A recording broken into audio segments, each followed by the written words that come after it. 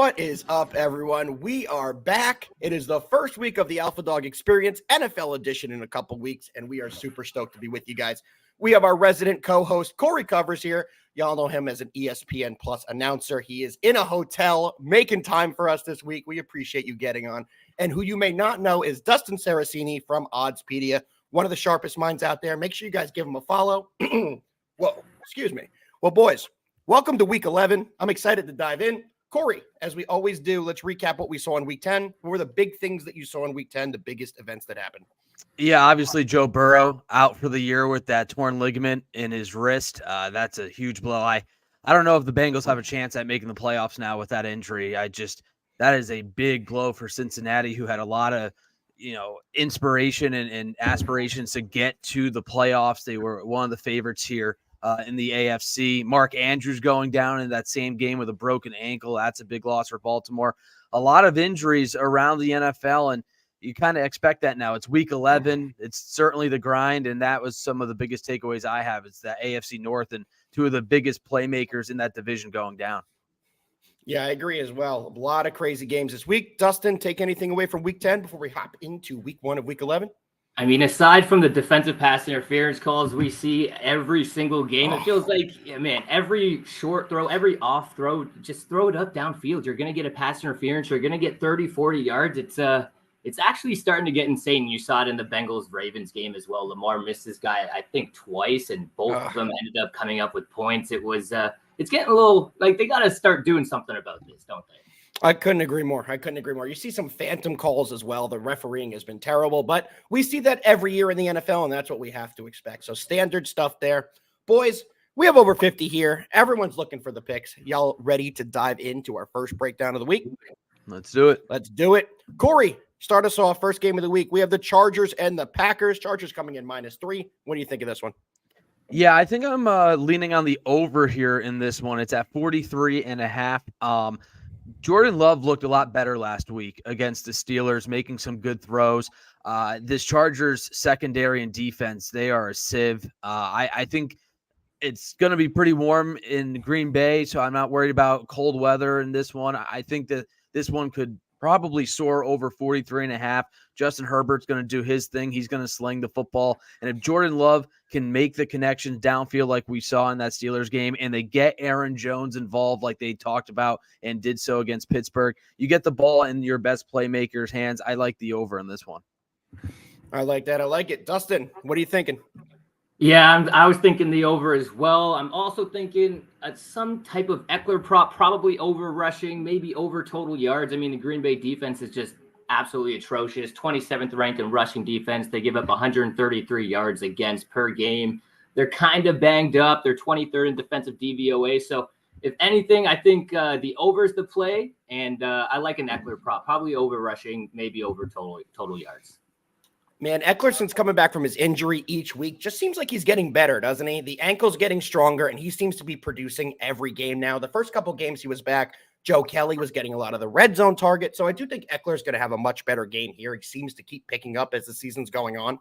What I like in this one is going to be the Chargers straight up at the -3. I do think they're the much better team here, and Justin Herbert has been looking better. If he's able to limit his mistakes and find his key receivers, I think this Chargers team absolutely rolls the Packers. I do agree with you guys that I do lean the over in this one, but my official pick on this one is going to be the Chargers -3. Corey, next up, we have probably the surprise of the season. We have the Houston Texans. Crazy start so far. CJ Stroud is by far looking like the best rookie quarterback in the class. What are you thinking?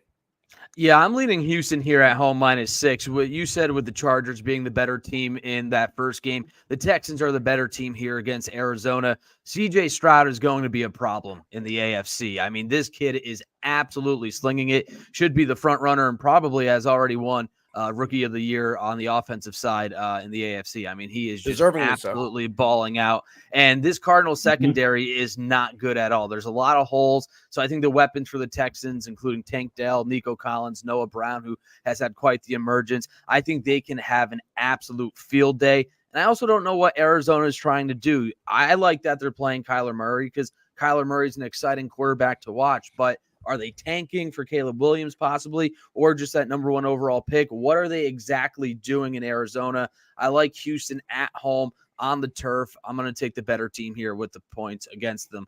Texans -6. I like it. I like it. Dustin, what are you thinking? I agree. I like the Texans there. I mean, you're fading against the public because 69% of the bets are on Arizona, and I think that's the Kyler Murray effect. And as you said, I still don't know what they're trying to do. Maybe they're trying to see what they have with Kyler Murray and a fully healthy offense. But yeah, I love your pick. For me, I'm going towards the over. Obviously, we know that Texans offense is absolutely humming. You got CJ Stroud, that chemistry with Tank Dell, and whether it's Singletary or Pierce in the backfield, it doesn't really matter. You know, CJ Stroud has just been incredible. He followed up his 470 yards passing and 5 touchdowns with 356 and 1. I mean, on the other side, I mean, the Texans defense, it's kind of leaky. And with Kyler back, who put up 25 a week ago, he's got another week to get healthy, to get better. I like the over at 47.5. I'm rocking the same as you, bro. I mean, crazy stat here. Who would think that this year that the Arizona Cardinals are tied for the second most games to the over? The over in Cardinals games is hitting at 60% this year. You wouldn't think that they would be an over team with the way they've been, but their defense is shaky. They give up a lot of points, and late in games, they're able to put up points in garbage time.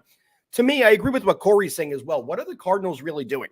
Are you trying to see if Kyler Murray is your quarterback of the future? Are you trying to lose games so you can potentially get a good draft pick because that regime didn't draft Kyler Murray? It is a new GM and coach there. So a lot going on there.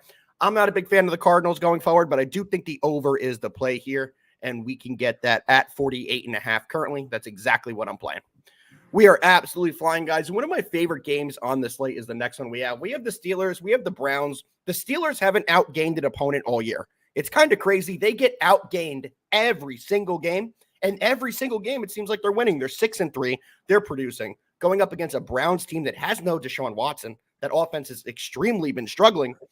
Dustin, we're going to start with you. What are you thinking?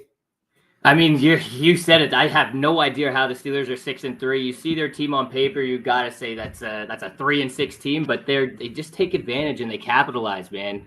Here, 73% of bets are on the Steelers. It's the lowest total on the board. On the other side with the Browns, I mean, Dorian Thompson-Robinson is going to be starting as quarterback. He's largely a question mark. We know he's fast. I mean, he runs a 4.5 40, and with both tackles banged up, he may be scrambling for his life against the Pittsburgh defense. I'm kind of thinking about a prop over 19.5 rushing for him just because of that fact. But it's about the unit that's on the other side. If we're looking at a team play, I mean, Cleveland, that defense, one of the best in the NFL, the best passing defense in the NFL, and it's going up against a Pittsburgh offense that is among the worst by all metrics. I see the Browns still taking this one at 1.5. I think Pittsburgh's defense, it's the 28th ranked passing defense. It allows 379 yards per game. I think the Browns can still move the ball, and that defense will take it away. So I'm going with Browns -1.5. Thompson-Robinson over 19.5 rushing yards. He's going to use his legs for sure. I like the prop there a lot. It is a little scary taking a Browns team that is missing the two biggest focal points of their offense. Obviously, Nick Chubb went down with a gruesome leg injury earlier in the year. Deshaun Watson, throwing shoulder, I think it is, out for the year as well. So when you have a backup key position at starting quarterback and at running back, it is a little scary to take it. And when you look at the Steelers' defensive front, they arguably have the best defensive front in football. I mean, TJ Watt, 10.5 sacks, leads the NFL, has been an absolute monster. Alex Highsmith on the other side has been an absolute monster as well. And they've been able to create turnovers. You've seen so many times when TJ Watt gets in there, he has a huge sack and then Highsmith recovers it and returns it, or vice versa. This Browns team to me, I do think's in trouble. I'm all over the Steelers. Corey, what you got? Save me from choking over here. Yeah, I'm leaning on the under. It's a low number. I get it. It's gonna be probably the lowest number on an under in 10 years, and that you'll ever see in the NFL. Yeah, and you'll ever see. And that previous mark was also featuring the Browns. So I've been doubting the Steelers every week, Alpha. We've been doing this since week 1. I don't know how this Pittsburgh team is 6-3. I really don't. They have to be one of the luckiest teams in the NFL. They're just finding ways to win. You guys hit on a lot of points. The defense for the Steelers is not good. They are giving up the 5th most yards in total offense. And then, you know, the front, they're improving, but statistically, you can't say they're not good. They got the names. Not good. They got the names. They're just bad, man. They have the names. I know you're high on Watt and everything. You say that every week, and I agree with you. He is a baller, but as a unit, statistically, they are not that good this year. They are in the bottom 5 in total yards allowed. So for me, I just don't know how they're winning games. But this game, I think they're going to be able to feast on the rookie quarterback. I'm surprised he's starting. I thought it was going to be PJ Walker. So did I. Walker was the backup quarterback. He was making the starts when Watson was out. And then all of a sudden they come out and say that Thompson Robinson is starting this week. So I'm going to expect these two teams to basically just smash each other in the mouth on the ground. Expect a lot of Najee Harris and Jaylen Warren for the Steelers and a lot of Jerome Ford and Kareem Hunt as well. I think this is going to be an ugly under. I wouldn't be surprised if it's like, 17-14 at the end of it. I mean, it's just going to be pretty crazy. It's crazy. I mean, both. It's going to be ugly. 100%. I agree with you guys. I do lean the under as well. So my two plays are the Steelers, and I do lean the under, but the official pick is the Steelers. Guys, unfortunately, we have to talk about the next game. Everyone knows who watches the show, which is the team I support. This is going to be the toilet bowl. We got the Giants. We got the Commies. Corey, what you got? Yeah, I don't know. 9.5 points is a lot for this Washington team to cover. My gut says give me Tommy DeVito and living at his mom's house, and he gets a good night rest and all that good stuff that, they're making fun of with him. But is he that bad? I mean, this line preseason was like -1.5, 2. But this Washington team still lets Sam Howell just get absolutely wrecked behind that Swiss cheese of an offensive line that they have. He can put up numbers. There's no doubt about it. I mean, I watched him against the Eagles this season twice. He looked like Joe Montana at times. I mean, I don't know why the Eagles made him look so good, but it looks like he's got some spunk. I like his play, but 9.5 points for me, it's a lot of points. It's a slight lean. I don't think I'm going to be touching this game quite honestly tomorrow, but if you tell me right now I got to make a pick, my gut just tells me Giants can find a way to cover 9.5. They sneak in a backdoor touchdown, something stupid in the witching hour. Listen, I think the Giants are trying to put their best foot forward. You got Saquon Barkley still. Maybe another week with DeVito, he might be able to figure some things out on the offensive end. But again, not nearly close to a playable play for me, but I'm leaning Giants with the points. Let me quickly go over the injury report for the Giants. It's what we do frequently on the show because it's a big deal and why I fade the Giants a lot. Blindside starting left tackle, the best lineman that they have, Andrew Thomas, out. Other side of the line, Evan Neal, right tackle, out. Adoree Jackson starting corner, out. Darren Waller, out. The Commanders don't really have too many injuries, and the Giants do not have an offensive line. They have Tommy DeVito back there. We all know the situation with DeVito, undrafted rookie. He's from this area. Not the most skilled guy. The Giants have better quarterback options on the bench. They signed Mac Barkley. They have a couple veterans there. They just don't want to use them because the Giants clearly do not want to win football games. It's hard to back a team that genuinely does not want to win football games. I don't think this Giants team has any interest in winning. To me, I'm all over the under here. The Giants offense can't do anything. They literally can't do anything. And their defense is okay. They're not great. Kayvon Thibodeau's been able to get to the quarterback. He's done okay. I think they keep this one under the 37.5, but I don't see any way you can take a side in this game just because I think it's pretty on point. The Commanders should win by 10, should be a low-scoring game. The Giants do not want to compete, like I said. Dustin, what are you leaning? I mean, I'm not going Giants, but we have Giants. We have the under. I'll do a little Washington team total over. I think, of course, it's going to be an absolute slog of the game. It's going to be all about the quarterbacks. I think Washington could put up 24. It could be like a 24-10 game, 24-7 game if Tommy DeVito and the Giants can actually move the ball. But for the Washington offense, I mean, Sam Howell could finally be the answer there. He leads the NFL in passing yards, completions. We all know about how hot that offense is rolling. I mean, they have 29 versus Seattle, 20 versus New England, who has a pretty solid defense, 31 against Philadelphia. Giants give up more than 30 points on the road. I mean, I'm having trouble thinking the Giants are going to score, let alone score more than 10. So I like the underplay as well, but I also like the Washington team total over 23.5. I think it sits right now. So I think Washington's going to put some points up, and I just don't see the Giants moving the ball that much. Who would ever think in 2023 a Sam Howell-led offense would have a team total preset at 23.5? That is crazy. I mean, it's against the Giants. It's against the Giants, too. We don't need to shit on the Giants anymore. We all know how terrible the Giants are. We're moving on. We got Bears. We got Lions. Another terrible team here. Another team that doesn't want to win. We got the Bears. Lions. I don't know if you'd call the Lions a surprise. We kind of talked about it early in the year on this show. This Dan Campbell-led Lions team was the favorite to win the division preseason, and they're doing exactly what we thought they would do. 7.5 is a lot of points, though. Corey, what are you thinking? Yeah, it is a lot of points, but if the Lions want to be taken seriously as a number one seed contender in the NFC, I think they need to go out at home and just obliterate this terrible Bears team. I know Justin Fields is most likely returning tomorrow. That could be a little bit of a boost here for this Bears offense that, quite frankly, just struggles to move the ball. But I like what Detroit's doing. They're finally giving Jahmyr Gibbs the rock. He is an explosive playmaker. I think by the season end come playoffs, he will be the number one back over Montgomery. Montgomery will probably get the red zone carries, which is whatever. But Gibbs, he can do it all. He can catch out of the backfield. He can line up as a wide receiver and catch the ball. And Jared Goff inside the stadium, inside domes, he's just much better. So I like the Lions minus 7.5 here. I think that they're going to blow the Bears out. There's going to be a good statement game here for this Detroit team and Dan Campbell. I like them. I like watching them play football, and I just think this is a great spot for the Lions to say, hey, this year we're for real. I got a stat for you, boys. Who do you think the number one team in the NFL against the spread is? The Lions. Detroit Lions. The Lions at 7-2, and they stand alone. The second best team against the spread is the Eagles, and they're coming in at 5-2. So it's pretty remarkable that they're a full game ahead of everyone. They're hitting at 78%. You take a look over here down at the Bears, and the Bears are hitting against the spread 3-5. So the numbers are leaning towards the Lions. It is a big spread, but I'm all over the Lions with you. I do think the Lions are going to win this game by at least 2 touchdowns. Give me the minus 7.5 all over it. Dustin, are we making it a three-peat? What are we thinking?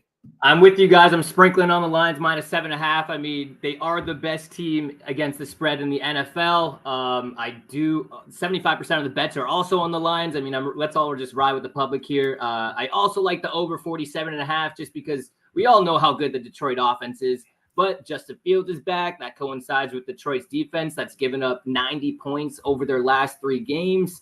I mean, this game just kind of screams over to me. I'm taking the Lions minus 7.5. I'm also going to sprinkle on the over 47.5.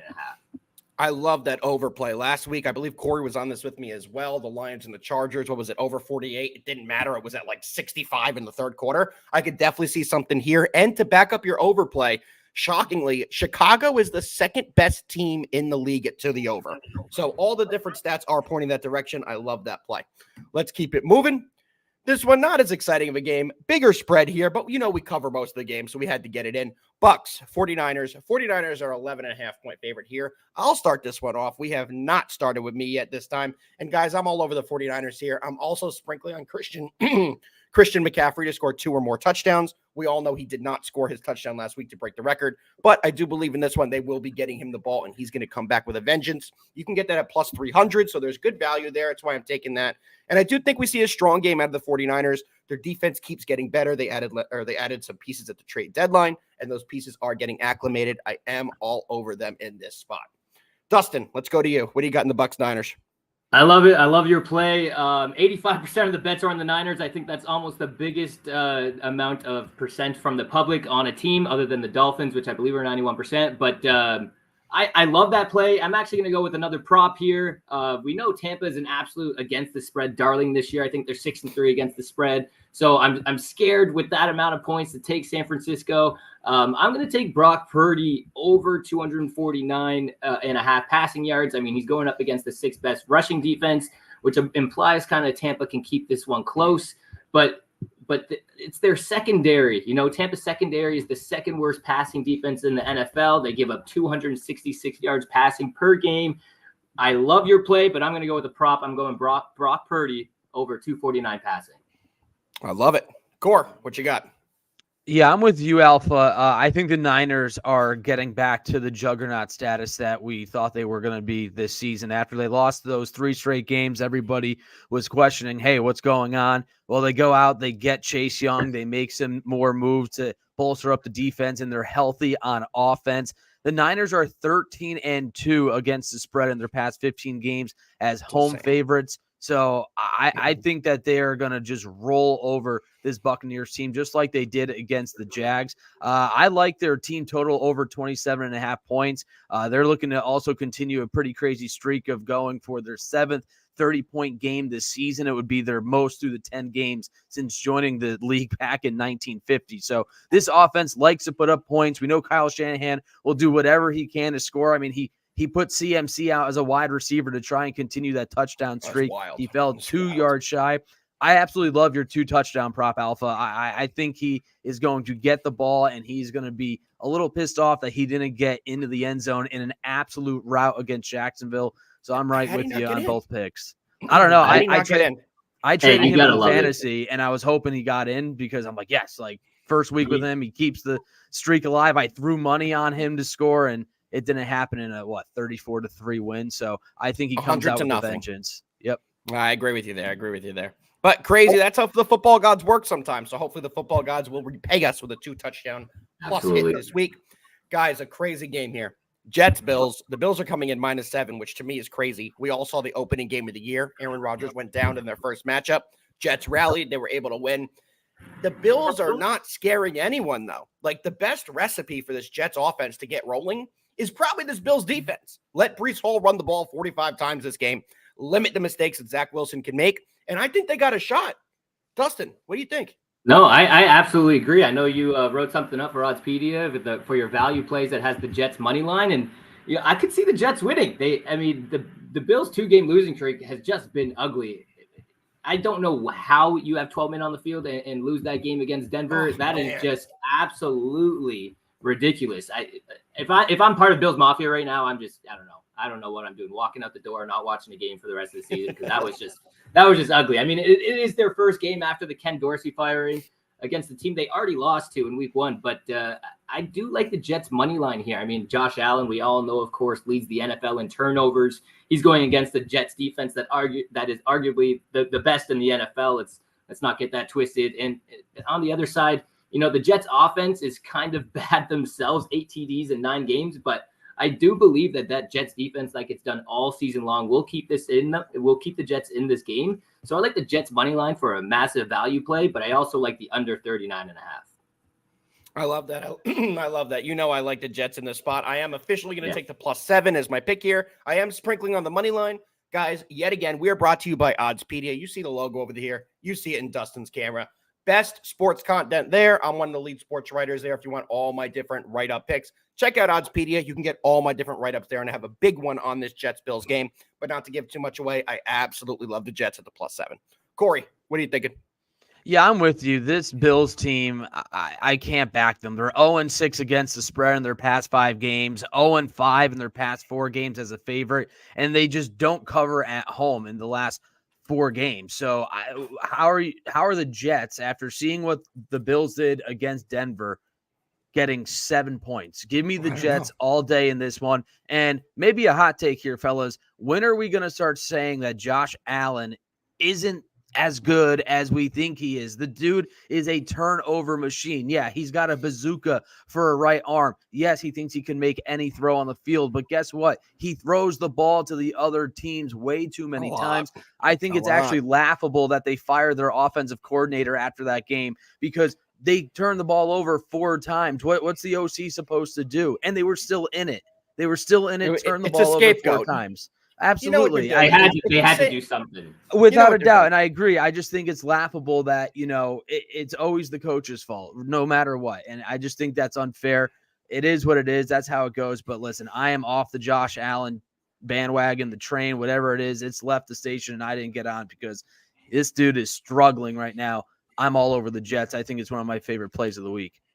Hey, I'm a Dolphins fan. You saying that about Josh Allen, it's just music to my ears, man. Just absolutely.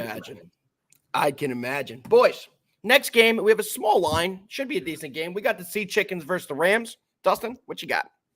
Yeah, this is actually a pretty hard game to cap. I mean, 76% of the bets are on the Rams. Obviously, the biggest news out of this game is that Matthew Stafford is, of course, back, which gives this offense, in that team, for a matter of fact, an entirely different look. On the other side, and I hate to say it because of, the incredible I didn't write back quote from Geno Smith, but he's taken a step back. I know we did have a good week last week, but I like the Rams in this one. They absolutely rolled Seattle in week 1, 30-13. They're 9-4 in their last 13 against Seattle. My heart is just with the Rams. I think Geno takes another step back against a pretty solid pass defense, kind of middle of the line. Both teams just can't seem to hit the over either. I mean, Seattle's 4-5 to the over. The Rams are 3-6 to the over. So my plays here are the Rams money line. I really like the Rams this week with Stafford back, and the under 46.5. It seems like I'm taking a lot of unders, but they've been hitting, so why not? Man, you beat me to the punch. You gave out the exact stats I was going to give. These teams are both under screamers. So, guys, if you don't already follow Dustin, make sure you follow him. He is giving you guys some great factual data on these teams. But I agree with you 100%. This is such an underplay, and the total's just sitting too high at 46.5. I think we comfortably see this one go under. Corey, what are you thinking? Yeah, I'm with you guys. This Rams offense just can't figure it out. Matthew Stafford has been banged up. Puka Nacua has seemed to kind of come back down to earth after taking the league by storm.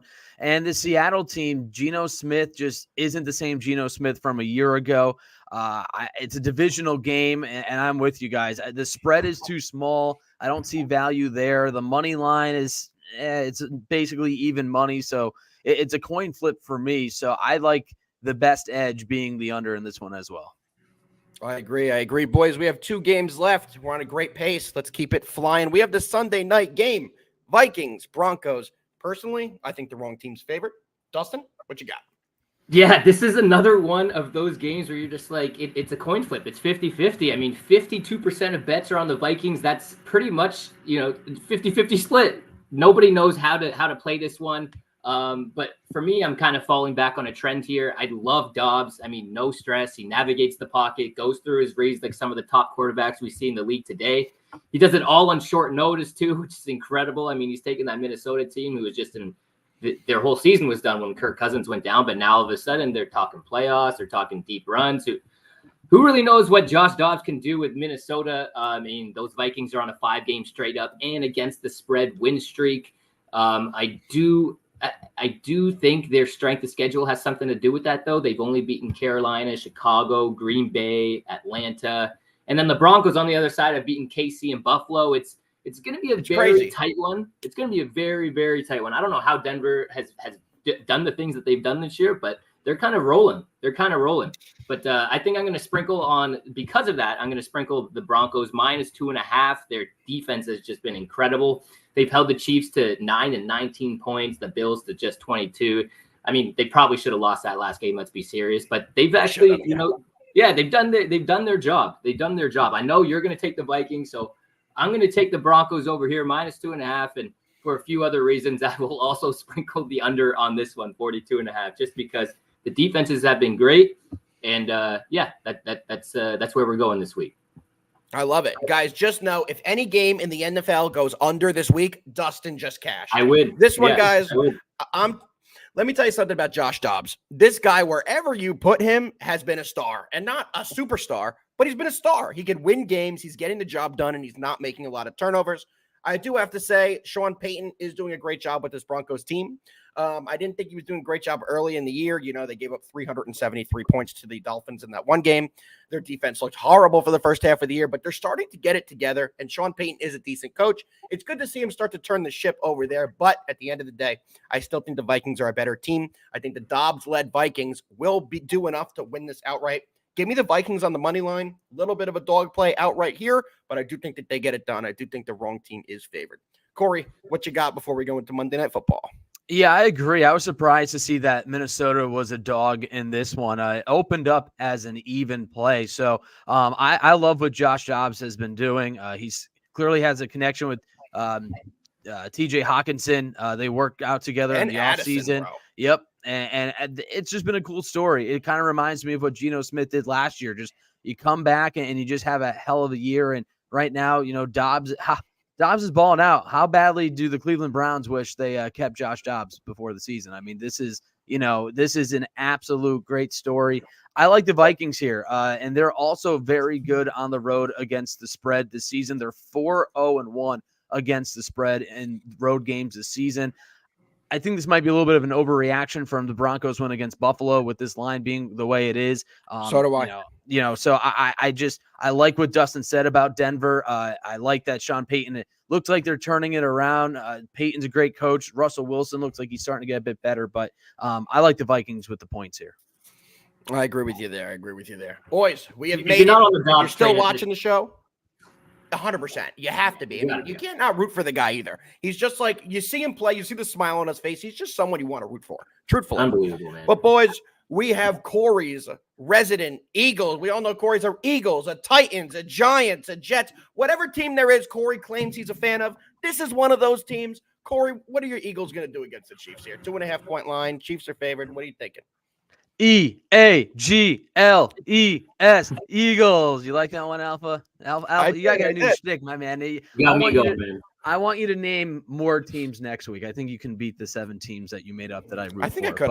I could add a couple more. I like the Eagles here. I know Andy Reid is a genius coming off buys, but Nick Sirianni has been pretty good off buys as well.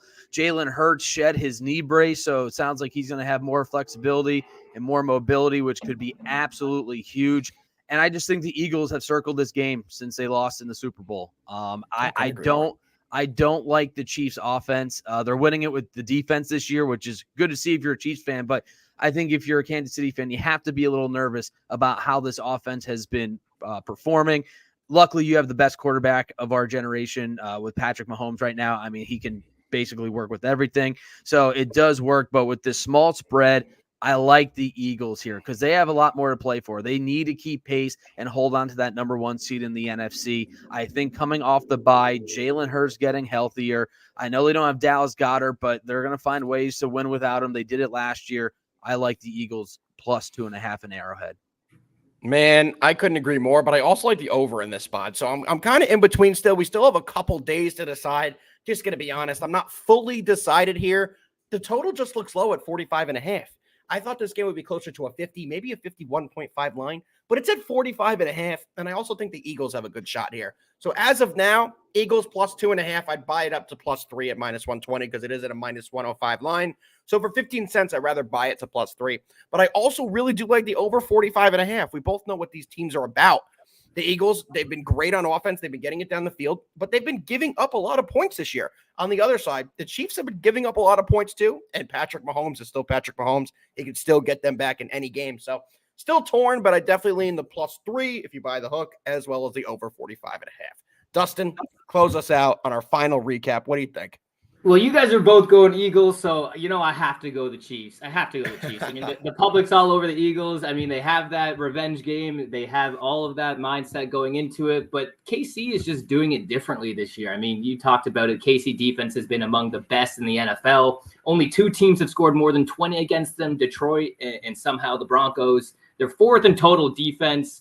And their strength of schedule has been pretty damn good, too. I mean, they've beaten Trevor Lawrence. They've beaten Kirk Cousins, Jared Goff, Tua, Herbert. They've done it against some pretty good quarterbacks. So this is a much better defense. I wouldn't say offense. It's a much better defense than what Philly saw in the Super Bowl last year.